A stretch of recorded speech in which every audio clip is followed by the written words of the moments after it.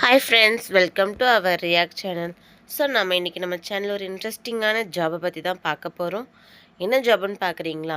SBI பேங்க்லேருந்து recruitment விட்டுருக்காங்க. So அதுக்கான டீட்டெயில்ஸ் தான் இதில் பார்க்க போகிறோம்.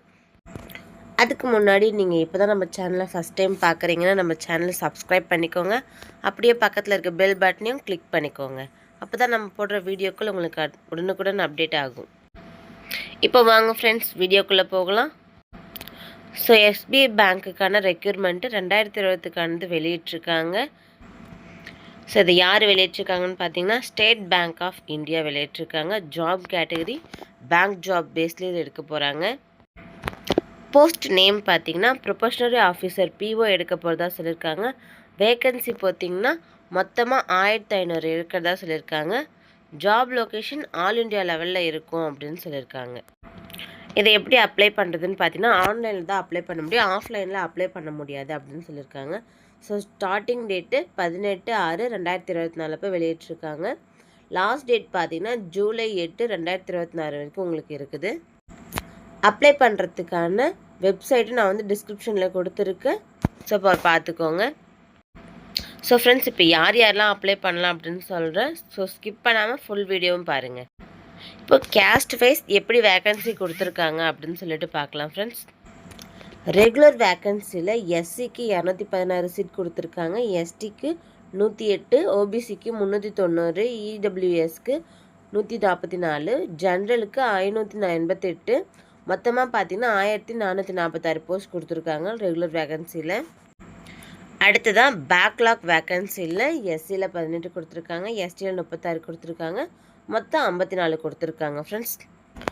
டோட்டலாக பார்த்தீங்கன்னா எஸ்சிக்கு 234 கொடுத்துருக்காங்க, எஸ்டிக்கு 143 கொடுத்துருக்காங்க, ஓபிசிக்கு 390 கொடுத்துருக்காங்க, இடபிள்யூஎஸ்க்கு 144 கொடுத்துருக்காங்க, ஜென்ரலாக பார்த்தீங்கன்னா 588 எடுக்கிறதா சொல்லியிருக்காங்க. மொத்தமாக 1500 போஸ்ட் எடுக்கிறதா சொல்லியிருக்காங்க ஃப்ரெண்ட்ஸ். அடுத்ததாக பார்த்தீங்கன்னா எலிஜிபிள் க்ரைட்டீரியா ஆல் ஓவர் இந்தியாவில் 1500 ப்ரொபோஷனரி ஆஃபீஸர் எடுக்கிறதா சொல்லியிருக்காங்க பிஓக்கு அப்ளை பண்ணுறதுக்கு. ஸோ நீங்கள் எல்லாருமே அப்ளை பண்ணலாம். இப்போ யாரெல்லாம் அப்ளை பண்ணலாம், எஜுகேஷ்னல் குவாலிஃபிகேஷன் பார்க்கலாம் ஃப்ரெண்ட்ஸ். இதுக்கு எனி டிகிரி படிச்சிருக்கலாம் அப்படின்னு சொல்லியிருக்காங்க. ஸோ சென்ட்ரல் கவர்மெண்ட் எதுக்கெலாம் அப்ளை கொடுத்துருக்கோ அந்த கவர்மெண்ட்லேருந்து யார் வேணால் அப்ளை பண்ணலாம் அப்படின்னு சொல்லியிருக்காங்க. அது மட்டும் இல்லாமல் பார்த்தீங்கன்னா ஃபைனல் இயர் ஸ்டூடெண்ட்டாக இருக்காங்க, இல்லை வந்து ஃபைனல் செமஸ்டர் எழுதிட்டுருக்காங்க அப்படின்னா அவங்களுமே எலிஜிபிள் தான் அப்படின்னு சொல்கிறாங்க. ஸோ யாரெல்லாம் டிகிரி ஹோல்டராக செப்டம்பர் 30, 2026 முடிக்கிறாங்களோ அவங்க எல்லாருமே அப்ளை பண்ணலாம் அப்படின்னு சொல்லியிருக்காங்க. என்னென்ன கேட்டகரின்னு பார்த்தீங்கன்னா மெடிசனாக இருக்கலாம், இன்ஜினியரிங்காக இருக்கலாம், இல்லை அப்படின்னா சார்ட்டர்ட் அக்கௌண்ட் படிச்சிருந்தாலும் ஓகே தான். அதுக்கு ஈக்குவலாக எனி டிகிரி முடிச்சிருந்தாலுமே எல்லோரும் அப்ளை பண்ணலாம் அப்படின்னு சொல்லியிருக்காங்க ஃப்ரெண்ட்ஸ். அடுத்தது இதுக்கான ஏஜ் லிமிட் அப்படின்னு பார்த்தீங்கன்னா 21 வயசுக்கு மேலே இருக்கணும், 30க்குள்ளே இருக்கணும், அபவ் 30 வந்து கிடையாது அப்படின்னு சொல்லியிருக்காங்க. ஏஜ் ரிலாக்ஸேஷனுமே கொடுத்துருக்காங்க. இதுக்கு அப்ளை பண்ண நீங்கள் பிறந்த வருஷம் பார்த்தீங்கன்னா 1996 ஏப்ரல் 2 இருந்து 2005 ஏப்ரல் 1 வரைக்கும் இருக்கலாம். அவங்களாம் அப்ளை பண்ணலான்னு சொல்லியிருக்காங்க. அப்போ அதுக்கு மேலே அப்ளை பண்ண முடியாதான்னு கேட்டிங்கன்னா ஏஜ் ரிலாக்ஸேஷனுமே கொடுத்துருக்காங்க ஃப்ரெண்ட்ஸ். சப்போஸ் நீங்கள் எஸ்சி எஸ்டி பிரிவில் இருந்தீங்கன்னா 5 வருஷம் எக்ஸ்ட்ரா கொடுக்குறாங்க, ஓபிசியாக இருந்தீங்கன்னா 3 வருஷம் கொடுக்குறாங்க, ஜென்ரல் இடபிள்யூஎஸில் பிடபிள்யூபிடியாக இருந்தீங்கன்னா 10 இயர்ஸ் கொடுக்குறாங்க, அதுவே எஸ்சி எஸ்டியில் பிடபிள்யூபிடியாக இருந்தீங்கன்னா 15 இயர்ஸ் கொடுக்குறாங்க, ஓபிசியிலேருந்து பிடபிள்யூபிடியாக இருந்தீங்கன்னா 13 வருஷம் கொடுக்குறாங்க ஃப்ரெண்ட்ஸ். சப்போஸ் நீங்கள் எக்ஸ் சர்வீஸ் மேனாக இருக்கீங்கன்னா கவர்மெண்ட் பாலிசி படி உங்களுக்கு ஏஜ் ரிலாக்ஸேஷன் கொடுக்குறாங்க. சேலரி டீட்டெயில்னு பார்த்தீங்கன்னா ப்ரொபஷனரி ஆஃபீஸருக்கு 48,480 85,920 வரைக்கும் மாத சம்பளமாக கொடுக்குறாங்க ஃப்ரெண்ட்ஸ். அடுத்ததாக பார்த்தீங்கன்னா செலெக்ஷன் ப்ராசஸ் பேஸ் 1ல் ப்ரைமரி எக்ஸாமினேஷன் வைக்கிறாங்க, அதில் கிளியர் பண்ணுறவங்களுக்கு பேஸ் 2ல் மெயின் எக்ஸாமினேஷன் வைக்கிறாங்க.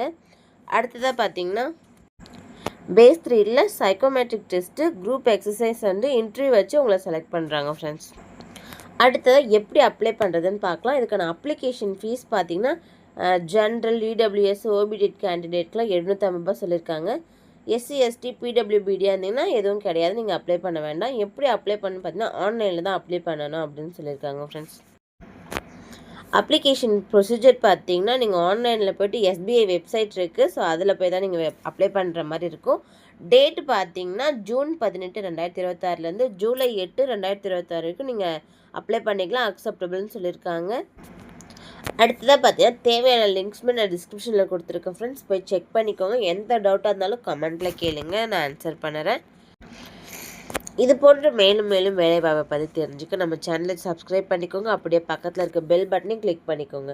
மறக்காமல் நீங்கள் கொடுக்குற ஒரு லைக்ஸும் நம்மளுக்கு ரொம்ப மோட்டிவேஷனாக இருக்கும். ஸோ இது போன்ற வேலைவாய்ப்பை பற்றி தெரிஞ்சுக்க நம்ம சேனலை சப்போர்ட் பண்ணுங்கள் ஃப்ரெண்ட்ஸ். தேங்க்யூ.